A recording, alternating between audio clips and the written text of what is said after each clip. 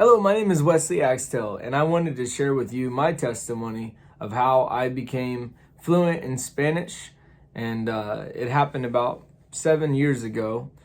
I give you a little bit of background. I had started learning Spanish working at McDonald's as an employee, and there were some people in the kitchen that didn't understand a lot of English, and so I started learning little phrases, and they started teaching me little things, naming different things that would go on a cheeseburger, or learning what fries were, or just some different things that allowed me to kind of communicate.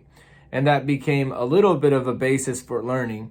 So fast forwarding 2 or 3 years, I had just got to a point where I could say "Cómo se dice," which is "how do you say," and communicate just in broken Spanish a little bit, enough to engage in conversation with somebody who didn't speak English. They would light up that I knew just a few phrases in their language.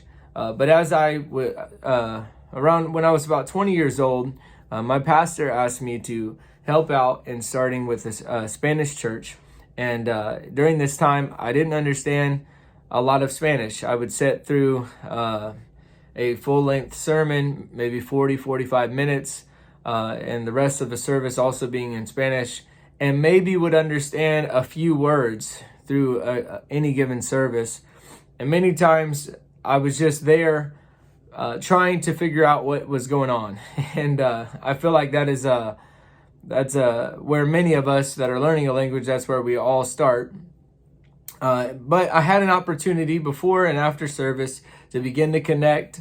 I also started listening to Spanish music. I started listening to the Bible in Spanish, and obviously listening to the preaching in Spanish. I kind of had to use what was in my mind and what I was learning to apply myself to learning the language in a quicker way.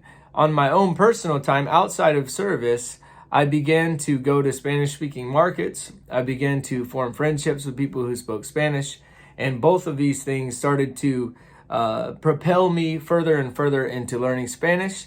I would use Google Translate, which back then didn't have a little shield. Now it has a shield if something has been verified that that's the way it's actually translated. But back then they weren't as advanced in their translating technology as they are today. But I would text somebody I would text somebody that spoke Spanish. They would text me in Spanish. I would copy it and paste it into Google Translate, and then I would read it in English. Then I would respond in English on Google Translate and then look at it in Spanish. And most of the time I wouldn't copy and paste it from Spanish back into English. Most of the time I would go back to my text message and I would type it out in Spanish. And doing that helped me to learn what I was saying. I had to read the Spanish and the English next to each other. So that was a few things that happened. And to sum up some of my testimony, I became conversationally fluent within 6 months. And by that, I mean that I could stop in the market or stop with anybody on the street and I could have a conversation with them. There may be words that I wouldn't understand, but I had enough building blocks of a conversation to be able to hold a conversation that was beyond a greeting. I was able to get past the "Hola, ¿cómo estás? Bien, ¿y tú?" I was able to get past ordering food. I was able to get past all of those things and actually build a relationship with somebody or engage in a conversation of interest with somebody. And then about 3 months later, after kind of having that building block of becoming conversationally fluent, I continued to apply myself in the Spanish community. I continued to go to places that spoke Spanish, and it really propelled my learning because now I was putting into practice the things that I had learned, and I was able to really build and dive deeper. I was able to hear and understand much more of the preached word, which would go into various different examples in different areas, and because I knew a good amount of words, if I didn't know a word, usually through the context of what was being said, I could figure it out. And the other thing that I feel like was really helpful, I feel like God gave me wisdom to understand the patterns in the language, and also English and Spanish are really not that different. Even the word different in Spanish is diferente. it's really the same word. It's just pronounced a little bit different. There's a little bit slightly different spelling. And there's so many words in Spanish that are like that. And so I was able to learn the patterns of the language, how to put your verbs and adjectives together with the nouns, and kind of from a grammatical standpoint, because I had learned how the structure of the English language. It was easy for me to be able to find the structure of the Spanish language, and that helped fill in some of the gaps. I don't pretend to be formally educated in Spanish. I don't pretend to be an expert on the language. I do feel like I can hold a conversation with just about anybody who speaks Spanish. I've been to the Dominican Republic. I've been to Mexico City. And I've been right here in Tulsa. There's so many people that speak Spanish in Tulsa, Oklahoma. There are approximately around probably 150,000 to 200,000 in the area that all speak Spanish.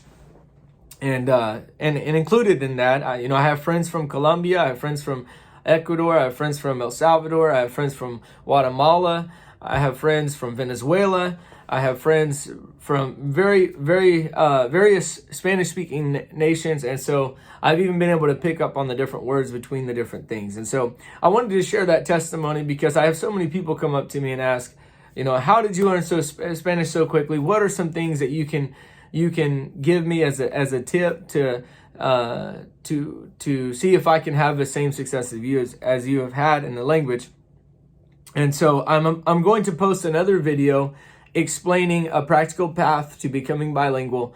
I'm going to break down basically the different things that I have found that helped me to learn. I shared some of those things right here, but I will try to break down a little bit more practical application of becoming fluent in Spanish, or becoming a bilingual Spanish and English speaker. And I believe it's going to open up opportunities for you if you apply yourself to learning another language. I always say that no language is better than another language, but two languages is always better than one. Anytime you can speak more than one language, there have been studies to show that it actually improves your memory capacity, but it also allows you to be able to communicate to more people. And Spanish and English are one of the top languages in the world. They are one thing that's unique about English and Spanish is that most of your English-speaking countries are predominantly, they just speak English, and most of your Spanish-speaking countries predominantly speak Spanish. There's not a whole lot where there's multiple language. There are a few countries that they speak multiple languages within that country. There are places in Central and South America where they speak different dialects. They may have some Indian tribes, some native Indians of some sort that speak some different languages. But most of the time they only speak Spanish or they only speak English. And so breaking through that barrier of just speaking one language and learning two languages, I believe is something that's a really powerful thing.